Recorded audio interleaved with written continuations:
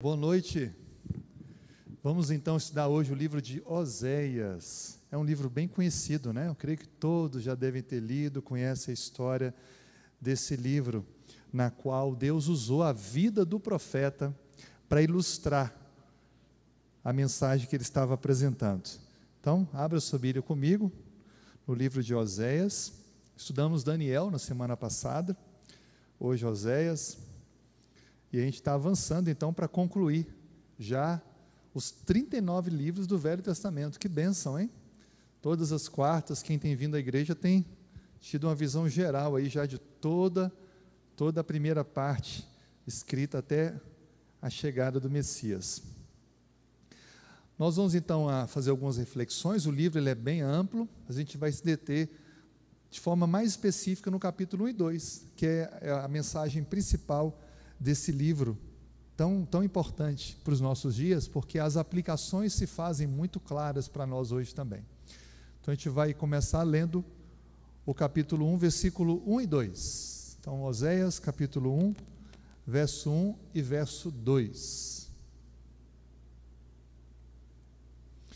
Olha o que diz a palavra de Deus.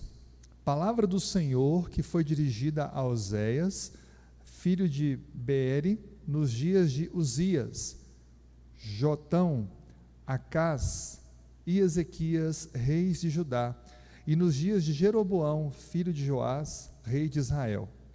Quando pela primeira vez falou o Senhor por intermédio de Oséias, então o Senhor lhe disse: vai, toma uma mulher de prostituições e terás filhos de prostituição, porque a terra se prostituiu, desviando-se do Senhor. Que livro estranho, né? Já começa dizendo o tempo, a ocasião que o profeta atuou. Aí menciona ali, para situar-se, o nome dos reis. E aí os reinos já estavam divididos, a parte norte, a parte sul, e é mencionado aí os reis do norte e do sul. O chamado de Oséias é evidenciado por um convite inusitado. Oséias era solteiro ainda naquela época, 22, 23 anos no máximo, e Deus fala: é o seguinte, Oséias, eu quero que você se case, mas não é com qualquer mulher, você vai buscar uma mulher de prostituições, e você vai se casar com ela, porque o meu povo se prostituiu. Que lições será que tem por trás de tudo isso, né? A gente não consegue muitas vezes entender os desígnios de Deus, mas Deus ele tem formas inusitadas de nos mostrar a sua ação ao longo da história para salvar o ser humano. O livro Oséias, que leva o seu nome, ele é um livro que traz para nós uma ênfase. A ênfase está no próprio nome do autor do livro, usado por Deus. Salvação, ou Deus salva. Esse é o significado do nome Oséias. Deus salva. Aliás, alguns estudiosos linguistas dizem que Oséias é uma das variações do nome de Jesus em grego. Então, Josué e Oséias são nomes similares em hebraico e que tem a tradução para o grego Yoshua, Jesus. O tema principal do livro de Oséias é a angústia do amor incondicional. Sabe, hoje o amor é assim: se você faz isso por mim, eu faço isso por você, não é assim? É uma troca de interesses. Só que o que a gente vê no livro de Oséias é uma ênfase no amor que não quer nada em troca. Aliás, ele recebe o oposto na relação, exatamente o oposto. Por isso que é um amor incondicional. O tempo do profeta Oséias, segundo os estudiosos, foi entre o ano 750 a.C., ao ano 725, alguns falam que foi um pouquinho mais, então um ministério de cerca de 30 anos, foi a durabilidade. Se estudarmos a cronologia dos reis, vai chegar a 30, 35 anos, o período dos reis que foram mencionados aí. Ele não menciona o rei, nós vamos entender um pouco isso, último, que tem o nome dele, Oséias, que foi o rei último da parte norte, capital em Samaria, porque ele conclui a escrita do livro antes daquilo que ele havia profetizado se cumprir. Quando a gente olha para o livro de Oséias, a gente compreende claramente que Deus está dando um recado. A vida familiar do profeta está ilustrando a relação de Deus com a nação, a relação de Deus com o seu povo. Então ele usa, Cristo ele não contou muitas parábolas, então a vida de Oséias foi uma parábola real, para ilustrar a relação de Deus com Israel, do noivo, Deus, com a sua noiva, com a mulher que é a sua igreja.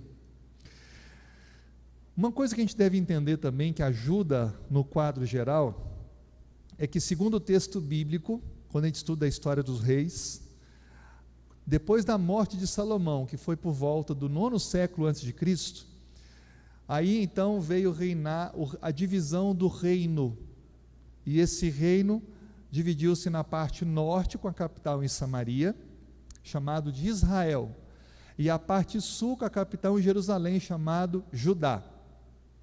E a gente vai perceber então, a partir do fim do reinado de Salomão, começando com Jeroboão, a divisão das duas do reino em dois. Separou-se então aquilo que era o estado davídico. E o reino, a nação de Judá permaneceu como a família de Davi, já o reino do norte não. E ele vai existir somente durante 209 anos. Interessante isso. A parte norte, que se desconectou, vai durar exatamente 209 anos. E ela vai findar no tempo de Oséias, como cumprimento da profecia de Oséias, por volta do ano 722 a.C. Foi o fim do reino do norte. A partir dali nunca mais se destacou, nunca mais teve um rei. Inclusive a gente vai ler um texto bíblico que fala sobre isso. Deus, através de Oséias, profetizou que não haveria mais rei em Israel. Olha que interessante aqui para entender, ficou um pouco pequeno a questão dos reis. Oséias ele menciona aí o rei do norte e do sul. Do sul, o rei de Judá, ele menciona Jotão, Acás, Ezequias. Já do reino do norte, ele menciona apenas Jeroboão.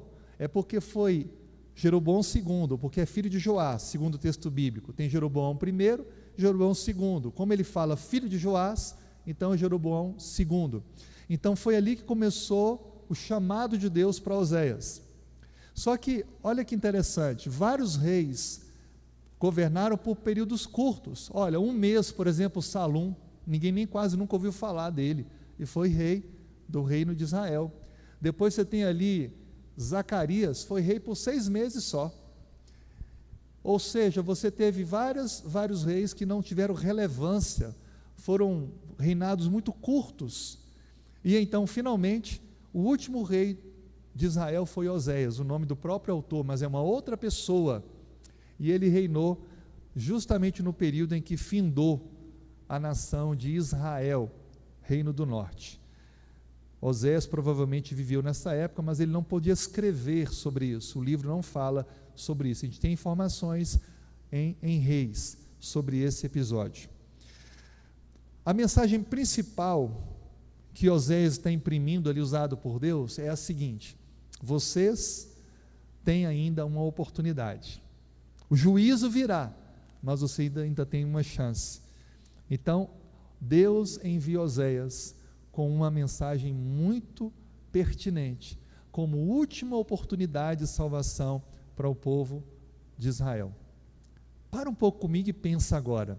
Não é mais ou menos a mesma coisa que Deus faz hoje? Jesus está voltando, não é isso?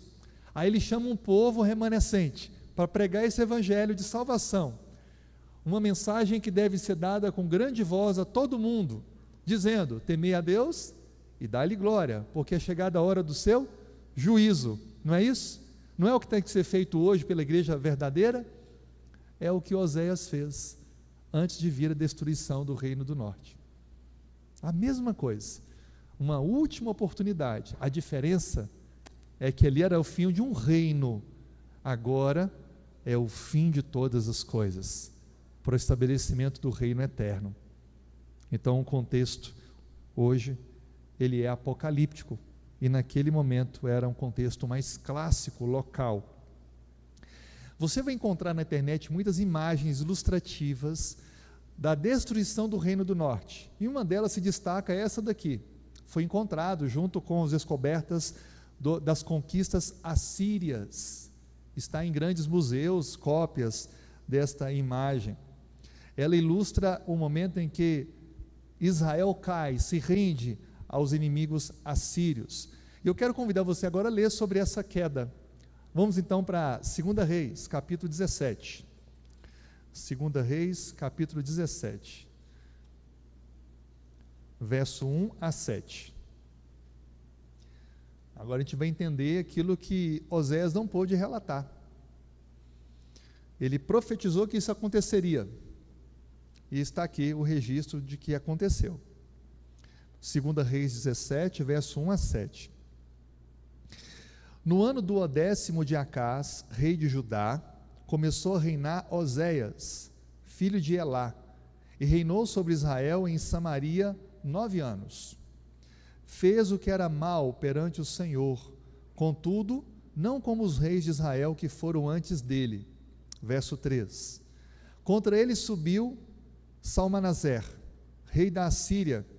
Oséias ficou sendo servo dele e lhe pagava tributo. Porém, o rei da Síria achou Oséias em conspiração, porque enviara mensageiros a So, rei do Egito, e não pagava tributo ao rei da Síria, como dantes havia de ano em ano. Por isso, o rei da Síria o encerrou em grilhões, num cárcere. Verso 5. Porque o rei da Síria passou por toda a terra, subiu a Samaria e a sitiou por 3 anos. No ano 9 de Oséias, o rei da Síria tomou a Samaria e a transportou a Israel para a Assíria, e os fez habitar em Ala, junto a Abor, e ao rio Gozã, e nas cidades dos Medos. Verso 7. Tal sucedeu porque os filhos de Israel pecaram contra o Senhor seu Deus, que os fizera subir da terra do Egito, de debaixo da mão do faraó, rei do Egito, e temeram a outros deuses. Então essa imagem aí é justamente o rei Oséias se inclinando e aceitando agora serviço dos assírios. Então foi o momento da derrocada, da derrota, do fim do reinado da parte norte de Israel. Vamos voltar agora para a vida de Oséias, esse testemunho vivo da sua família, como a história de Deus e o seu povo. Deus manda ele buscar uma esposa. E qual o nome dessa mulher? A Bíblia fala, Gomer. Esse nome quer dizer completo. Olha que interessante, não poderia ser uma pessoa com nome melhor. O que Deus estava dizendo com isso? Eu escolhi vocês, desde o início, eu chamei Abraão, Isaque, Jacó, e fiz de vocês uma grande nação, porque eu os fiz completos. A gente tem a mania de que precisa completar com coisas a nossa vida, né? Deus nos faz completos, a gente não precisa de nada mais. Eu os fiz, vocês são completos, mas ficaram tentando se completar com outros deuses, com relações políticas incorretas, com ligações, ora com o Egito, ora com a própria Síria que os derrotou. Deus está dizendo para mim e para você a mesma coisa. Eu te fiz completo, te fiz pleno. Por que você está procurando outras coisas? Outra coisa que chama a atenção é que, além de Deus ter feito o povo completo, chamado, agora Oséias procura uma mulher com esse nome. E aonde que ele vai procurá-la? Onde Deus mandou, na prostituição. Por que Deus fez isso? Porque na Bíblia a infidelidade conjugal é a idolatria. Olha o que diz o livro de Êxodo, capítulo 34, versículo 15. Para que não faças aliança com os moradores da terra, e não suceda que, em se prostituindo eles com os deuses e lhes sacrificando, alguém te convide e comas dos seus sacrifícios. Então a Bíblia está explicando para nós que a relação de Israel com o seu povo devia ser de confiança. A partir do momento que o povo buscava um Deus falso, de outra nação, estaria cometendo então essa infidelidade conjugal, porque Deus trata a aliança dele com o seu povo como um casamento. Então a infidelidade conjugal, ela ilustra a idolatria recorrente na nação de Israel, o reino do norte sobretudo. Infidelidade conjugal. Nós estamos vivendo momentos em que o casamento é muito atacado, não é? E os casais hoje estão acabando não só por infidelidade, por N motivos. Dizem incompatibilidade, divergências, inconstâncias. O fato é que Deus criou algo para trazer felicidade para ambos, para durar a vida toda, mas que hoje virou descartável.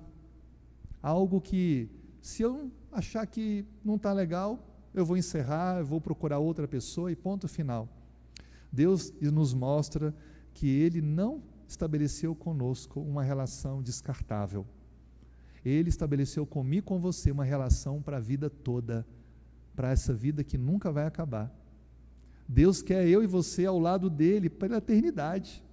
E ele estava dizendo isso para o povo de Israel.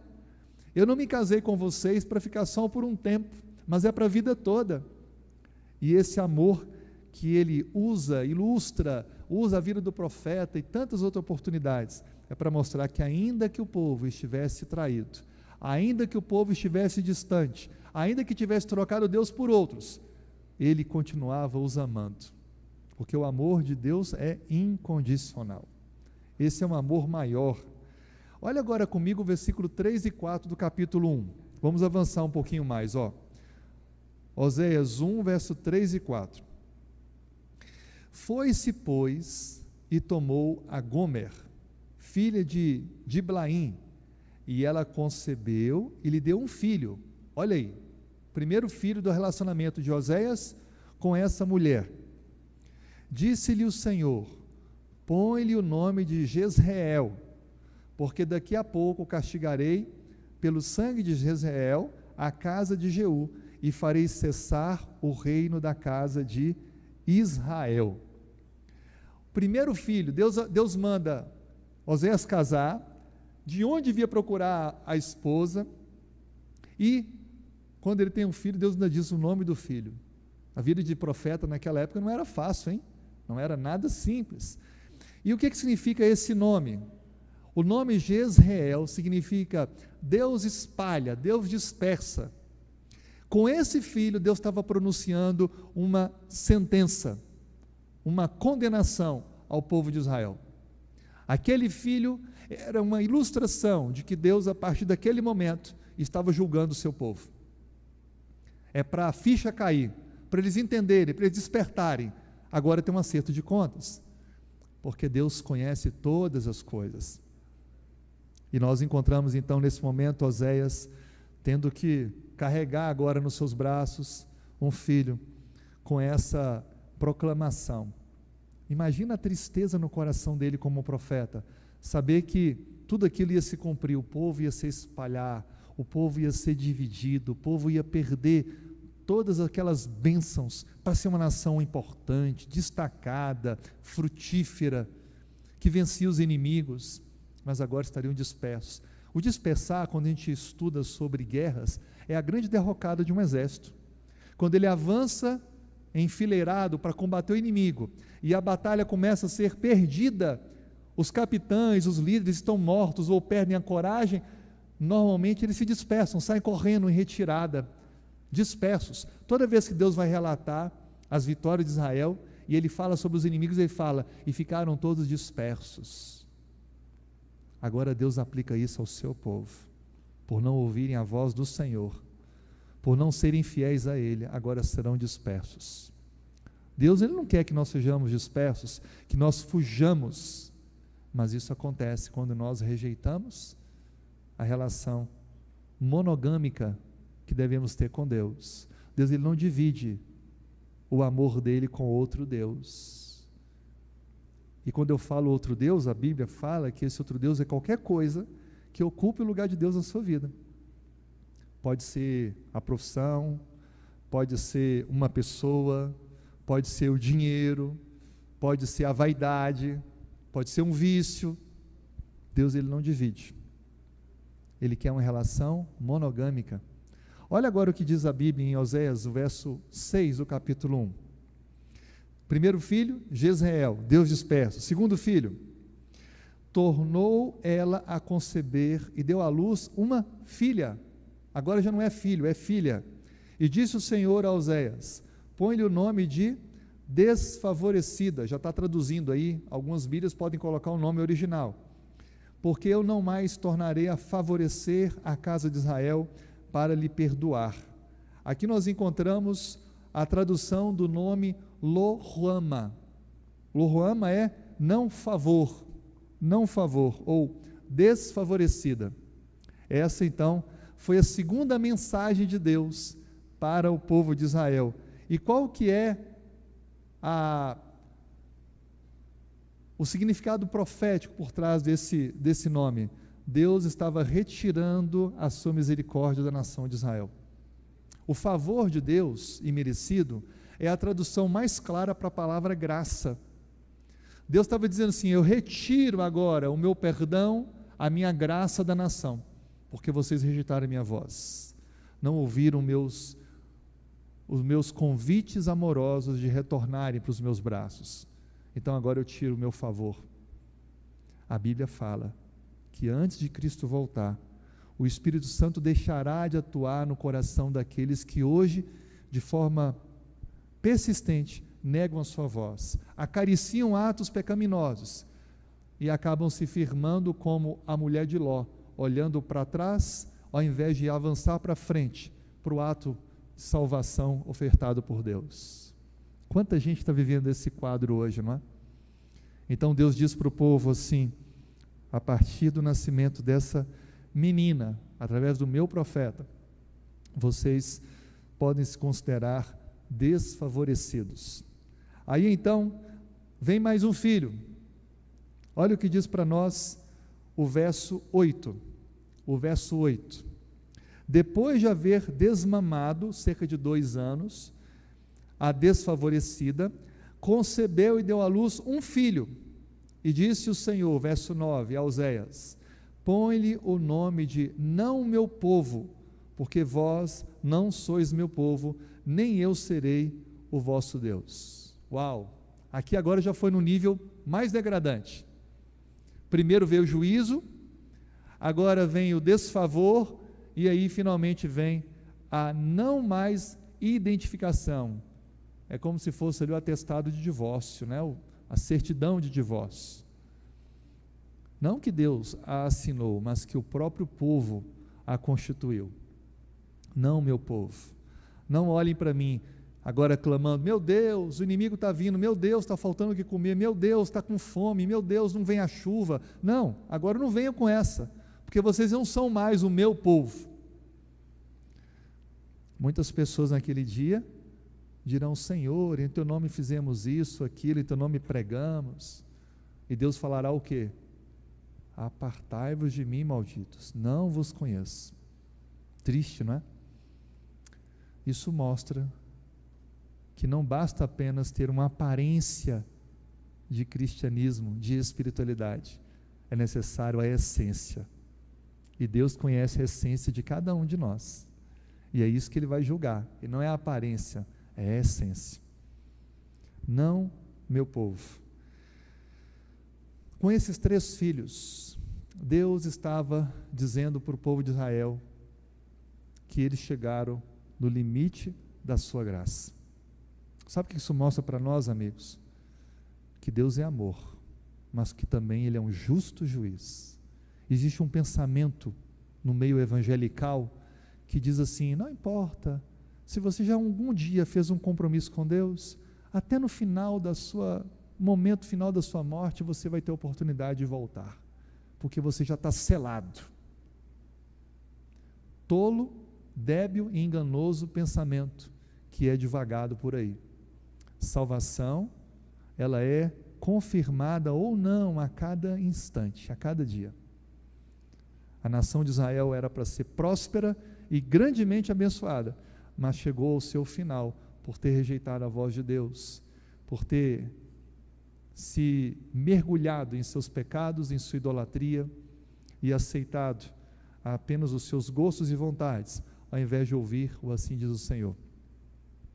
Deus mostra que Ele há de julgar todas as coisas, até as que estão escondidas. Nós não podemos brincar com isso. Temos que viver a nossa vida cristã a cada dia reconhecendo nossos erros, confessando nossos pecados, dando passos para mais próximos de Cristo na nossa caminhada. Porque Deus há de julgar cada detalhe, cada pensamento, cada atitude. Pensar nisso não deve trazer medo, desespero, mas um senso de seriedade com a decisão ao lado de Cristo. Não encare cristianismo como uma coisa qualquer, leviana, mas como uma decisão que requer uma contínua transformação pela ação do Espírito Santo, que eu devo permitir atuar. Assim sendo, vem o capítulo 2 de Oséias, para a gente concluir. O povo foi rejeitado, não mais favorecido, não era mais o povo do Senhor, mas olha como é que Deus age, Deus é maravilhoso. Capítulo 2 de Oséias, verso 13 ao verso 23.